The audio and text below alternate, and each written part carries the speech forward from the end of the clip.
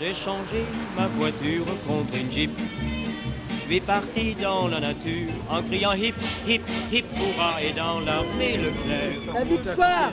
La victoire, en effet, celle des unités américaines emmenées par le général Alexander Patch et qui, le 24 septembre 1944, entraient dans Épinal pour la libérer du joug des Allemands. 80 ans après, les jeeps roulaient à nouveau dans les rues de la ville. La municipalité organisait en effet une série de cérémonies et d'hommages, dont voici un aperçu. Au Kekman à Dinosé tout d'abord, l'un des 6 cimetières américains que compte le sol français. Alors dans ce cimetière, il y a 5255 tombes et 424 noms sur les murs des disparus. Donc ça fait presque 6000, sachant que beaucoup ont été rapatriés. Donc là, il reste que 40% à peu près des soldats initialement tombés dans le Grand Est. Nos compatriotes américains ont payé ici un énorme sacrifice. Pour moi, il n'y a pas de plus grand hommage possible que de venir ici leur témoigner notre respect. C'est le plus grand cadeau que nous puissions leur faire au regard de ce qu'ils ont fait pour nous. Je suis venu ici avec des amis pour visiter cet endroit. Je comprends mieux le prix de notre liberté. Ils sont vraiment nombreux ici. Une cérémonie d'hommage à laquelle étaient aussi invités des représentants de la 45e division d'infanterie, unité qui appartenait à la 7e armée US du général Patch, celle-là même qui, il y a 80 ans, entrait dans la ville. Un événement qu'évoque cette stèle inaugurée il y a 3 ans à proximité du pont qui porte désormais son nom. Épinal, ville sinistrée, n'était plus que l'ombre d'elle-même. On a quand même à Épinal plus de 700 immeubles totalement détruits. La ville est encore en deuil, il faut bien le savoir. Pour voir des scènes de liesse, d'enthousiasme, etc., plutôt le 8 mai 1945. Une émotion partagée outre-Atlantique. Croyez-moi, les familles américaines de ces hommes-là n'ont jamais oublié.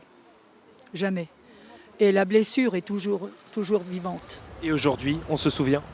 Oui, Épinal se souvient. D'ailleurs, il y a beaucoup d'habitants d'Épinal qui ont adopté des tombes de la 45e division au cimetière d'Épinal. C'est le choix fait d'ailleurs par ce couple de spinaliens, une manière pour eux de s'impliquer dans ces hommages, mais surtout de dire merci. Nous parrainons une tombe depuis plusieurs années. On l'a découvert à la journée du patrimoine il y a bien 4-5 ans. Ils nous ont quand même sauvés et on ne serait pas là aujourd'hui peut-être. Épinal qui n'oublie pas non plus les héros vosgiens de la Libération, comme avec cette plaque en hommage au lieutenant-colonel André Gravier sur cette passerelle Bir-Hakeim, qui fait mémoire de ce compagnon de la France libre, brillant polytechnicien qui réalisa en 1942 un champ de mines pour faire barrage aux forces allemandes. La famille de ce natif des Lois était présente.